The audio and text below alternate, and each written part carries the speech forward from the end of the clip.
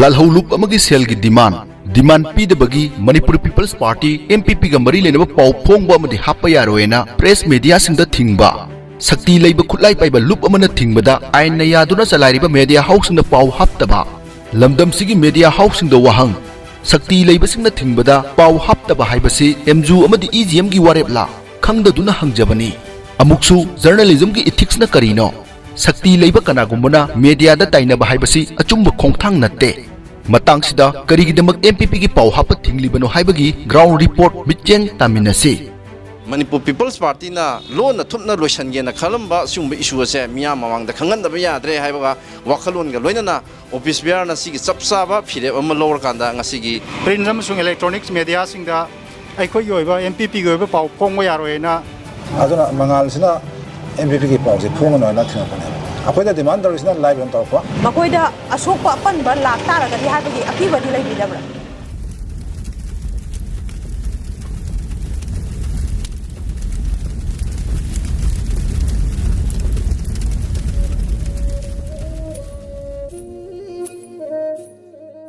Nasi RK production na lecture iba mafam jima Manipur gi oldest regional political party Manipur People's Party gi gate makudani mafam jida MPP bu sawachaba MPP gi da mokona zariba miyoshi na wakan mikhum asida koina uzariba si sit in protest haira kanda MPP da thamliba print and electronic media gi athing ba lauthok piyu print and electronic media su journalism gi ethics ngakna miyam gi thabak tawbiyu MPP gi thawmi singda aki akhang pibi ganu Manipur People's Party haiba maru oiba point ahum jidani lairiba wafamje Manipur gi oldest regional political party amana asigumba sit in protest ase mimang thongna tawrakpagi maram adugi akhanna ba hena maru oiba maram ado hena kupna khangmina na ba akoi mafam jida lakchabani changmina ase oja wakan mi phom ma phambira mi je oja isa yauna kari maram da gino wahai je taba matamda democracy gi fourth pillar ne hariba ko gi media da zu yam chawbo wahang amadi oja na thambiri kari matang da gi no sija ngasi akoina phamjariba sit in protest se khoi khangba yaba khang kanda jaratna ngasi gi akai political party amagi region porma raj punmak se akai masalapa masi akai miyam da khangan wa amsum hariba masida tawri khurimak si me tawbida bage akai gi wakat mi famasi phamjabani maruina party sida ngasi tha ani gi mamanga adugumba Lalhoulup group amana kulai pa group amana akai gi pu thangma ngamodaba sen gi malam tawre kaya gi no lupa mada lakta te pi ga domne haba asobo de malam tawre demand haije maralama sira kanda adu ko na bara natraga mating pangu haibra haibadi donation da su masi kano ne akhoi gi party sida hana jigindro haiba president am lerami gitajen haiba amaga general secretary am lerami moi gi perta mahoi si moida nasagi gitajen gi matamda moina paisa khar demand to matamda paisa pi de na moi nongoi kapsal da moi mi do phai phara matung sida moi mi phaba gi ne nongoi mangbu gi ne adagi noi gi noina khoida nongoi kapagi phai ne hairaga lakta tepi haiba de malam lai ado hariba posi nasi dagi chai ahumugi mangi wari ni magi jubindro la matungda ogi Kisandas na matam khara interim pairame adi matungda samjai paire adi matungda oi brojen chai magi matam loire hariba adi matung ngongna handaki oina party ki movement se sagal ko mayam manipura anuba mani region political party ma adi hadi oi ki tuman sagi dam ka senglo matam sida hariba semna je pi daga di ana yam kana thoram ado oi hoji pesa lete haina khose yamna kanna khoi moi haini ado moi so tha amugum sang si pesa thorami ado pesa si pi rama tamsida kaidawra ke habida media da MPP ki pom ta phonganu haina moina thinjale ada media da khone sala haire moi media ki leiba amjogi president ade kanagi khoi ki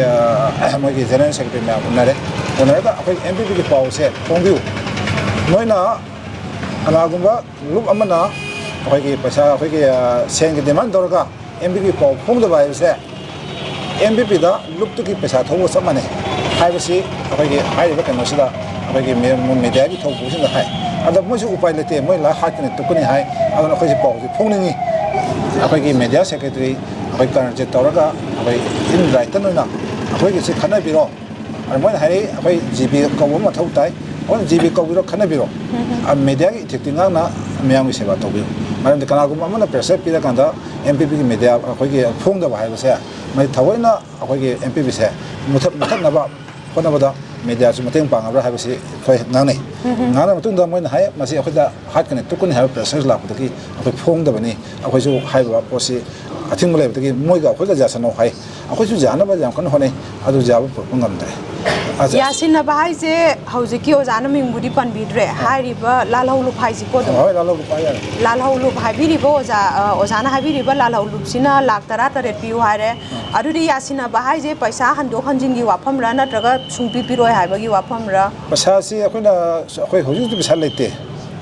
ꯍꯧꯖꯤꯛ ꯄꯩꯁꯥ ꯂꯩꯇꯦ ꯑꯩꯈꯣꯏ ꯂꯩꯀꯥꯟꯗ ꯑꯗꯨꯝ ꯑꯩꯈꯣꯏ ꯌꯦꯡꯉꯤ ꯍꯧꯖꯤꯛꯇꯤ ꯑꯩꯈꯣꯏ ꯄꯩꯁꯥ ꯂꯩꯇꯦ ꯍꯧꯖꯤꯛ ꯑꯩꯈꯣꯏꯅ ꯋꯥꯛ ꯇꯧꯔꯤꯕ MPPꯒꯤ ꯇꯧꯔꯤꯕ ꯈꯨꯗꯤꯡꯃꯛꯁꯤ ꯑꯩꯈꯣꯏ ꯂꯩꯔꯤꯕ ꯍꯥꯟꯅꯗꯤ ꯑꯣꯐꯤꯁ ꯕꯤꯌꯥꯔ ꯐꯥꯎꯗ ꯊꯥꯎ ꯏꯁꯥꯅ ꯍꯟꯅꯔꯦ ꯄꯥꯔꯇꯤꯒꯤ ꯂꯩꯔꯤꯕ ꯈꯔꯁꯤꯅ ꯃꯤꯌꯥꯝꯒꯤ ꯐꯪꯁꯟ ꯇꯧ ꯂꯩꯔꯦ ꯃꯗꯒꯤ ꯍꯧꯈꯤꯕ ꯃꯃꯥꯡꯗ ꯑꯩꯈꯣꯏꯅ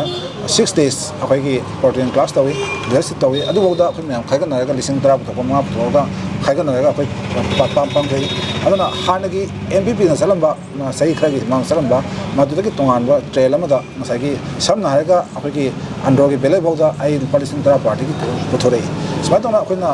ꯑꯗꯩ ꯃꯌꯥꯝꯁꯤ ꯂꯣꯏꯅ ꯄꯨꯊꯣꯛꯅꯔꯒ ꯀꯥꯔꯅꯦꯖꯟꯁꯦ ꯄꯩꯁꯥ ꯑꯗꯨꯝ ꯄꯨꯊꯣꯛꯅꯔꯒ ꯑꯩꯈꯣꯏꯗꯒꯤ ꯄ꯭ꯔꯦꯁꯤꯗꯦꯟ ꯈꯪꯅ ꯖꯦꯅꯔꯦꯜ ꯈꯪꯅ ꯑꯗꯨꯝ ꯄꯨꯊꯣꯛꯅꯔꯒ ꯄꯥꯔꯇꯤꯒꯤ ꯂꯧꯅꯗꯕ ꯑꯩꯈꯣꯏ ꯐꯪꯁꯟꯗꯕ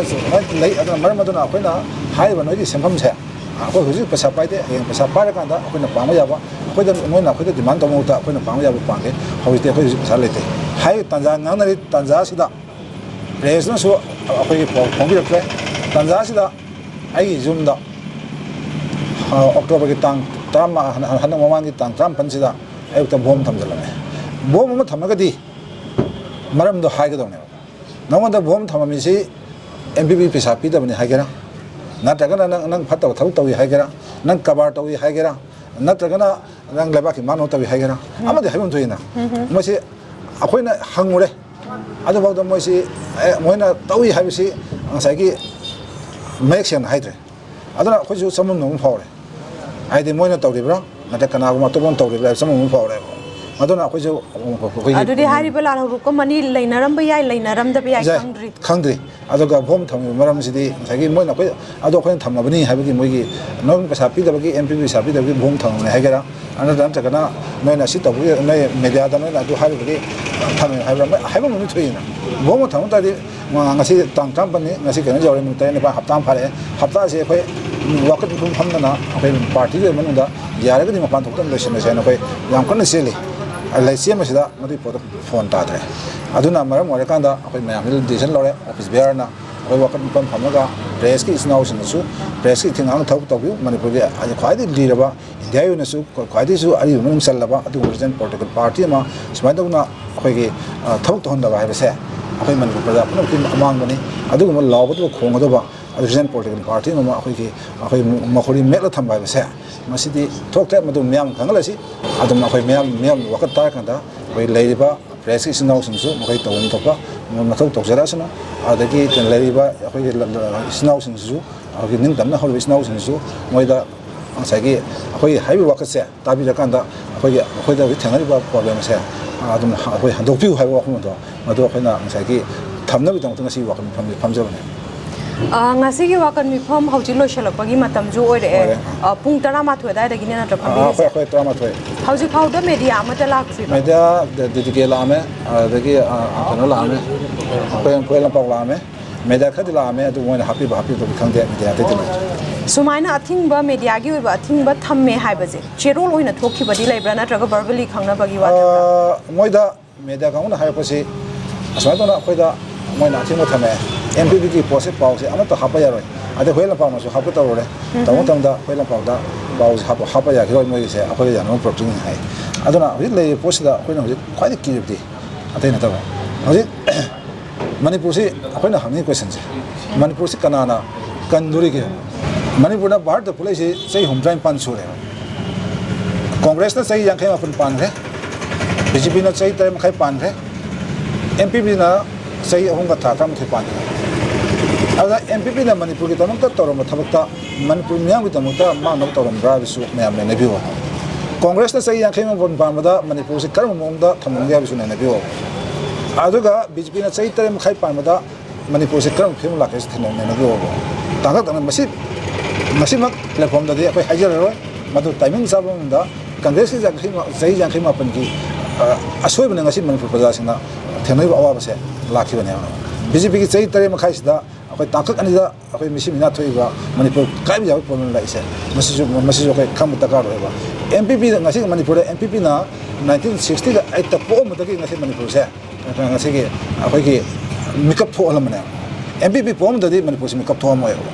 Madhugi Pramadi Matam Zabamada, I am Padana Suvaina Manema, Kamada Mikop to him now. Madu timing I pondox sake, Manipur, Hoki, Nintam Prakana, Hoki, Tawai Kwata, Lalhoulup amana, MPP, Ning Simdi, Masim Tadopu, have Homsa, Machine Companies. Ozana, the Habi Lalhoulup, Maming Pan, but no Itabra. Maming Pan Mamutudi, Kaifuti, Kasuti Kaide, other Tasena Masikaran, Hoki Prepap. Prepare kanaki yes hai gata adana torapani adaba crisis ti adu si je asaba manate awoiba makna tawra abani haiba jidi khangaba adu aina press dala hange matam da moina live ko wa tak force ki commander ni hai adana president da hana tawre adagi akai general secretary tawre sarta tawre aywa da tawre hai akai mai sida thamuk si ur le man tawre ahama Central Committee kawi man je thon paisa gi pot se paisa pose adagi paisa ji pi tab dagi akoi paisa ji pin ngai su tab lai ga di se koi angam khai ma teng pang gen pang ya adu su lai tab na paisa tab na koi paisa su lai te koi ga ji tan jari kulong sa te adu di letter head kuma ma lak pa na te mi am tang na phone ta phone te moi message on thar pane message on na tor ga amount ga loina ta moi message thar thar pane ahama di message on na akoi Central Committee je tho moi gi dinan adu yam luri di hari ba live hai ni pa se khoi na hai family wai san se ko class na te hai ga da noi pesa pi ni pi na hai family na wi na thau ta de adagi amana kamai to ge ba sai ki phone je man to ko sal ya ba akhoi to kan da sate adagi media da thinai du di magi media pai ba mangal hai ba aduna mangal sina MPP ki pau se phone na thina ko ne akhoi da demand da sina live on to ko adagi Kanasina media thinisna to RK production gi ona ding asi phau bada namjan bi raba khonjel sing ngami ba makai aroi ba mi ko phau bada pukhalam ge haiba jina akoi gi pandamni popular registered media housing jida thing mathang bi ba matamda RK production gi ona ding amna ba video je phongju phongi ne do adu phongi bai matung da di wangang bi ri bo oza mang pham bi ri ba president general secretary organization administration amadi ima event atoba MPP bu sawachari ba makoi da asokpa pan ba lak tara ga di haiba gi akiba di lai bi dabra asidi kai roni da aju kasukai ma se koi thena ba tam ne ke moi sinau da ni akoi gi ti to ngasi akoi na haidari sti sigu si handa adokpiu sigu ba to winu haiba akoi modada akoi gi wakhan thum taw jabani moi asi taw hek dong ta moina khoi mo harte to ke haibdi moina kulai pai bani mo da khoi thingum ngam pote lena Manipur People's Party da thammiba print media ga thing masi akoi mari lina ba thing bi chinau china ngasi dagi lip tokna ba MPP market dagi akoi nolung ning haijari maram di MPP manglam chatasu Manipur miyam gi yaipana ba tawda tawurga sulai ado matung su tawgini loina na akoi gi miyam nang na thabak toba miyam gi tawbasi akoi miyam ga hakteng na won bachangi ado gi akoi gi athing masina maram morge MPP ki activities sing people's ta yo bangam da basi akoi yam nungai jate aduna athing masi athubu de lokthok piu masi request ni akoi gi tangai phadana masi tawbiganu Manipur gi damakta yai phanba tawge khali bana sing do yamna wakhal nungai andre masi athing masina maram morga aduna ngasi ariba nu mistiki yarga de athing mas lokthok piu na appeal tawjal akoi gi ngasi sin protest famjari ba si akoi Manipur People's Party da akoi na Manipur People's Party ne miyam goi ba thabok thogda kaya ama akoi gi manglam chatta su tawdana su la khre duga handaki 2023 gi me gi tang hum digi tholei ba akoi gi communal gi issue hen bigraba haitare hariba communal gi issue hen girba akoi gi machet taraba adumba Manipur gi khunai se amuktang Manipur People's Party na Sasan paira kanda aduga miyam wakhal tamina kanda hariba emotional gi oiba integrity kai graba se amtang sagatna ba khona jagi habi gi wakhalonda akan ba akhoi gi thongna amaga loina na lairiba Manipur People's Party gi miyamna amadi party gi thongmi kya na letona sanction jari ba miyam da thajaba ama pibaga loina na ꯑꯩꯈꯣꯏ ꯃꯁꯦꯟꯒꯤ ꯃꯔꯛꯇ ꯂꯩꯈ꯭ꯔꯕ ꯃꯥꯡꯈ꯭ꯔꯕ ꯊꯥꯖꯕꯁꯦ ꯑꯃꯨꯛꯇꯪ ꯄꯨꯈꯠꯅꯕ ꯍꯣꯠꯅꯔꯛꯄꯒꯤ ꯊꯧꯔꯝ ꯌꯥꯝꯅ ꯑꯇꯦꯟꯕ ꯃꯇꯝꯁꯤꯗ ꯃꯤꯌꯥꯝꯒ ꯋꯥꯈꯜ ꯇꯥꯃꯤꯟꯅꯅꯕꯒꯤ ꯊꯕꯛ ꯃꯊꯪ ꯄꯥꯡꯊꯣꯔꯛꯄꯁꯤꯗ ꯍꯦꯟꯅ ꯁꯧꯒꯠꯄꯤꯕꯒꯤ ꯃꯍꯨꯠꯇ ꯌꯥꯝ ꯁꯦꯡꯅ ꯍꯥꯏꯔꯀꯥꯟꯗ ꯌꯥꯑꯣꯟꯂꯣꯏ ꯏꯆꯤꯜ ꯏꯅꯥꯎꯁꯤꯡꯅ ꯍꯥꯏꯗꯤ ꯃꯇꯥꯡ ꯆꯥꯗꯕ ꯑꯃꯗꯤ ꯃꯔꯝ ꯆꯥꯗꯕ ꯗꯤꯃꯥꯟ ꯑꯃ ꯃꯅꯤꯄꯨꯔ ꯄꯤꯄꯜꯁ ꯄꯥꯔꯇꯤꯗ ꯇꯧꯁꯤꯟꯕꯤꯔꯛꯇꯅ ꯃꯅꯤꯄꯨꯔ ꯄꯤꯄꯜꯁ ꯄꯥꯔꯇꯤꯅ ꯇꯧꯔꯤꯕ ꯊꯕꯛ ꯊꯧꯔꯝ ꯈꯨꯗꯤꯡꯃꯛꯇ ꯈꯨꯔꯧ ꯊꯥꯡꯖꯟꯕꯤꯔꯛꯄ ꯍꯥꯏꯕꯁꯦ ꯃꯅꯤꯄꯨꯔ ꯄꯤꯄꯜꯁ ꯄꯥꯔꯇꯤꯕꯨ ꯅꯝꯊꯕ ꯈꯛꯇ ꯅꯠꯇꯅ ꯑꯩꯈꯣꯏꯒꯤ ꯃꯤꯌꯥꯝꯒꯤ ꯑꯄꯥꯝꯕ ꯃꯅꯤꯄꯨꯔꯒꯤ ꯍꯧꯖꯤꯛ ꯇꯥꯔꯤꯕ ꯏꯁꯨ ꯑꯁꯤ ꯔꯤꯖꯅꯦꯜ ꯄꯣꯂꯤꯇꯤꯀꯦꯜ ꯄꯥꯔꯇꯤ ꯑꯃꯅ ꯄꯥꯏꯔꯛꯑꯀꯥꯟꯗꯗꯤ ꯂꯣꯏꯅꯃꯛ ꯃꯁꯤꯒꯤ ꯁꯣꯂꯨꯁꯟ ꯄꯨꯔꯛꯀꯅꯤ ꯍꯥꯏꯕ ꯃꯤꯌꯥꯝꯒꯤ ꯊꯥꯖꯕ ꯑꯁꯦ ꯃꯁꯤ ꯅꯝꯖꯟꯕꯤꯕꯅꯤ ꯍꯥꯏꯅ ꯑꯩꯈꯣꯏꯅ ꯂꯧꯖꯩ ꯃꯁꯤ ꯗꯤꯃꯥꯟ ꯇꯧꯕꯤꯔꯤꯕ ꯏꯆꯤꯜ ꯏꯅꯥꯎꯁꯤꯡꯅꯁꯨ ꯃꯤꯌꯥꯝꯅ ꯍꯥꯏꯔꯤꯕ ꯗꯤꯃꯥꯟ ꯇꯧꯕꯤꯔꯤꯕ ꯌꯥꯑꯣꯟꯂꯣꯏ ꯏꯆꯤꯜ ꯏꯅꯥꯎꯁꯤꯡꯁꯤꯗ ꯃꯁꯤꯒꯤ ꯃꯅꯤꯄꯨꯔꯒꯤ tangay fadana lawriba daita lawdawriba regional political party mada namjan mai base manipurgi khunai bu namjan bibani habigi marana se demand to biri bisinaw singdasu miyamna soidana taroi hainingai leite masigi wakhalon se handokpiu tasengna hairaba kanda mairagi isinaw singdasu akoina appeal tawsening isi kana umba lup kharana manipur people's party gi pau phongba yaroi haiba sumba athingba ma lei haidana manipur people's party gi pau phongda bai base akoi gi wakhalon dadi national political party singsi miyamni yanartabna maram orekanda regional political party si hogolakta batargadi national political party singi oiba lenga ama lengdana lehendabu honarku matamda hairiba swagi khujin thorang yawrbar haibagi chingnaba se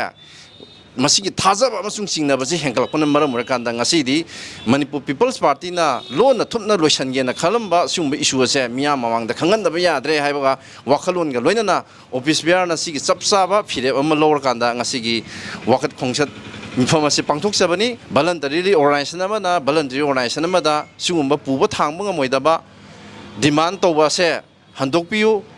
akoida mating pangbiu punna saminasi imalewang manipur kaminasi haiba wafam se thamjabaga loinana media gi sinawsingnasu media gi oiba journalism gi ethics ngakna aduga pithibigi gi power ba tohoidaba world war world 2 adu hujujimak thoiba global gi oiba issue khodimakta lan khodimakta thongna leina reporter amana mai thawai adu khubak da hapaga pawlo ba chapanga bigi thongna leibiriba maina manipur da leibiriba media gi sinawsingnasu madugi makhoi gi thongna lingjel adugi matok tambira kanda thonado puthokpiu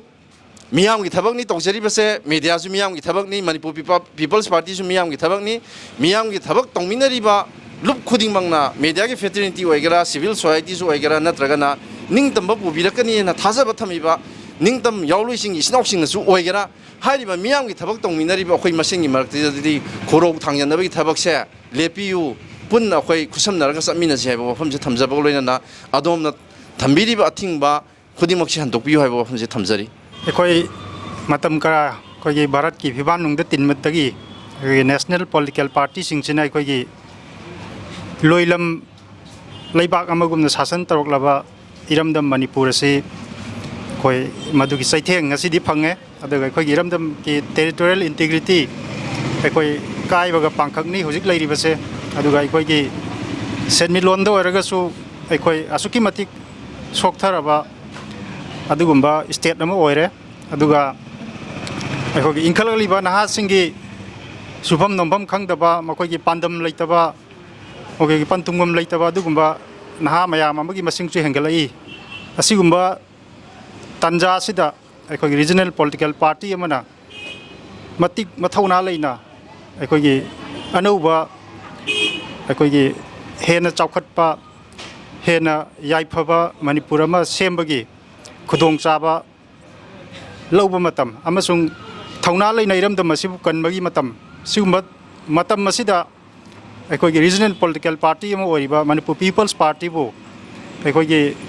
ई मसेल ओरिबा अखोगी यावलोइ सिंगी मरक्तगी अखोगी पुबा थांबा ngमोइदबा सेल की demand तौसलगपा अमसुंग अखोगी print अमसुंग इलेक्ट्रॉनिक्स मीडिया सिंगदा अखोगी ओइबा एमपीपी गी ओइबा पाउ फोंगबा यारोयना थिंजलकपसे मसि अखोई मणिपुरी खुनाई से लाइबक थीबनी है अहानों थमजगे अखोई रीजनल पॉलिटिकल पार्टी में मणिपुर पीपल्स पार्टी तौजरीब अखोई इरमदम इरैबाक अखोई लमदम असी कन्ननबगीदमक्तनी अदुगा अखोई अखोइदा अथिंग पीबीरिबा इचिनाउसिंगसिना होनरिसिसु अखोई इरमदम से कन्ननबगीदमक्तनी हाइना खल्ले अदुबो अखोइना अरोइबदा हंजनिंग वफमदी ꯑꯩꯈꯣꯏꯅ ꯇꯧꯔꯤꯕ ꯊꯕꯛꯁꯤꯁꯨ ꯃꯅꯤꯄꯨꯔ ꯀꯟꯅꯕꯅꯤ ꯑꯩꯈꯣꯏꯅ ꯇꯧꯔꯤꯕꯁꯨ ꯀꯟꯅꯕꯅꯤ ꯍꯥꯏꯔꯕꯅꯤꯅ ꯀꯔꯝꯕ ꯃꯤꯠꯌꯦꯡꯗ ꯃꯅꯤꯄꯨꯔ ꯄꯤꯄꯜꯁ ꯄꯥꯔꯇꯤꯕꯨ ꯌꯦꯡꯕꯤꯔꯤꯕꯅꯣ ꯍꯥꯏꯕ ꯋꯥꯐꯝꯁꯤ ꯊꯝꯖꯅꯤꯡꯉꯤ ꯑꯔꯣꯏꯕꯗ ꯊꯝꯖꯅꯤꯡꯕꯗꯤ ꯀꯩꯅꯣ ꯍꯥꯏꯀꯥꯟꯗ ꯑꯩꯈꯣꯏ ꯃꯆꯦꯠ ꯃꯆꯦꯠ ꯇꯥꯛꯂꯕ ꯏꯔꯝꯗꯝꯁꯤ ꯀꯟꯅꯅꯕ ꯍꯣꯠꯅꯕꯗ ꯑꯃꯁꯨꯡ ꯑꯩꯈꯣꯏꯒꯤ ꯈꯨꯟꯗꯥꯃꯤꯟꯅꯔꯤꯕ ꯐꯨꯔꯨꯞꯆꯥꯁꯤꯡꯁꯤꯒꯤ ꯑꯩꯈꯣꯏꯒꯤ ꯑꯅꯧꯕ ꯃꯔꯤ ꯑꯃ ꯁꯦꯝꯒꯠꯇꯨꯅ ꯑꯐꯕ ꯈꯨꯟꯅꯥꯏ ꯑꯃ ꯁꯦꯝꯅꯕ ꯍꯣꯠꯅꯕꯗ ꯑꯩꯈꯣꯏꯒꯤ ꯇꯨꯡꯒꯤ ꯃꯤꯔꯣꯜ ꯍꯧꯔꯛꯂꯤꯕ ꯃꯤꯔꯣꯜꯁꯤꯡꯅ ꯂꯧꯒꯗꯕ ꯊꯧꯅꯥ ꯂꯩꯅ ꯃꯇꯤꯡ ꯊꯣꯛꯅ ꯂꯧꯒꯗꯕ ꯑꯗꯨꯒꯨꯝꯕ ꯊꯧꯗꯥꯡ ꯑꯃꯁꯨꯡ ꯏꯟꯈꯠꯂꯛꯂꯤꯕ ꯅꯍꯥꯁꯤꯡꯅ ꯔꯥꯖꯅꯤꯇꯤꯒꯤ ꯑꯣꯏꯕ ꯂꯩꯉꯥꯛꯂꯣꯟꯁꯤꯗ ꯁꯔꯨꯛ ꯌꯥꯗꯨꯅ ꯑꯅꯧꯕ ꯃꯥꯏꯑꯣꯟ ꯑꯃꯗ ꯃꯅꯤꯄꯨꯔ ꯑꯁꯤ ꯄꯨꯍꯧꯗ꯭ꯔꯒꯗꯤ ꯑꯩꯈꯣꯏꯒꯤ ꯏꯔꯝꯗꯝ ꯑꯁꯤ ꯑꯩꯈꯣꯏ ꯃꯥꯡꯈꯤꯒꯗꯕ ꯇꯥꯟꯖꯥ ꯑꯁꯤꯗ ꯑꯁꯤꯒꯨꯝꯕ ꯑꯊꯤꯡꯕ ꯄꯤꯔꯤꯕ ꯑꯃꯁꯨꯡ ꯑꯀꯤ ꯑꯈꯪ ꯄꯤꯕ ꯑꯃꯁꯨꯡ ꯄꯨꯕ ꯊꯥꯡꯕ ꯉꯝꯃꯣꯏꯗꯕ ꯁꯦꯟꯒꯤ ꯗꯤꯃꯥꯟ ꯇꯧꯁꯟꯕ ꯑꯁꯤꯒꯨꯝꯕꯁꯤꯡꯁꯤ ꯑꯩꯈꯣꯏ ꯍꯟꯗꯣꯛꯄꯤꯌꯨ ꯍꯥꯏꯅ ꯑꯩꯒꯤ ꯃꯥꯏꯀꯩꯗꯒꯤ ꯑꯄꯤꯜ ꯇꯧꯖꯔꯤ ꯑꯗꯨꯒ ꯃꯦꯗꯤꯌꯥꯒꯤ ꯀꯝꯃꯨꯅꯤꯇꯤ ꯃꯦꯗꯤꯌꯥ ꯐ꯭ꯔꯦꯇꯔꯅꯤꯇꯤꯅꯁꯨ ꯏꯁꯥꯒꯤ ꯏꯊꯤꯛꯁ ꯉꯥꯛꯅ ꯑꯩꯈꯣꯏꯒꯤ ꯏ ꯄꯥꯎꯁꯤ ꯃꯅꯤꯄꯨꯔ ꯄꯣꯂꯤꯇꯤꯀꯦꯜ ꯄꯥꯔꯇꯤ ꯑꯃꯅꯤ ꯃꯁꯤꯒꯤ ꯏ ꯄꯥꯎꯁꯤ ꯁꯣꯏꯗꯅꯃꯛ ꯐꯣꯡꯕꯤꯌꯨ ꯍꯥꯏꯕ ꯋꯥꯐꯝꯁꯤ ꯊꯝꯖꯔꯒ ꯑꯩ ꯇꯦꯟꯁꯤꯟꯖꯒꯦ ꯂꯣꯏꯁꯤꯜꯂꯛꯄꯗ ꯚꯤꯗꯤꯑꯣꯁꯤꯕꯨ ꯃꯤꯠꯌꯦꯡ ꯇꯥꯕꯤꯔꯤꯕ ꯈꯨꯗꯤꯡꯃꯛꯅ ꯏꯁꯥꯒꯤ ꯋꯥꯈꯜꯂꯣꯟ ꯀꯃꯦꯟ ꯕꯣꯛꯁꯇ ꯊꯝꯕꯤꯔꯝꯃꯨ